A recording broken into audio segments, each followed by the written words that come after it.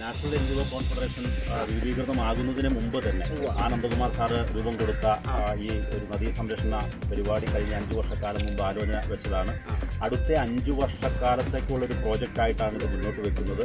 മുഴുവൻ ജനവിഭാഗങ്ങളെയും സംയോജിപ്പിച്ചുകൊണ്ടും മുഴുവൻ നദികളെയും 44 നദികളെയും മാത്രമല്ല അതോടൊപ്പമുള്ള ജലസ്രോതസ്സുകളെയും കുളങ്ങളെയും മറ്റ് ജലസ്രോതസ്സുകളെയും മുഴുവൻ സംരക്ഷിക്കുന്നതിനാവശ്യമായിട്ടുള്ള പ്രോജക്റ്റുകൾ തയ്യാറാക്കിയിട്ടാണ് ഇപ്പോൾ നിൽക്കുന്നത്. എറണാകുളം ജില്ലയിൽ മാത്രമല്ല 14 ജില്ലകളിലും ഇപ്പോൾ ഇതിൻ്റെ സന്ദേശ യാത്രകൾ ഇപ്പോൾ ആരംഭിക്കുകയാണ്.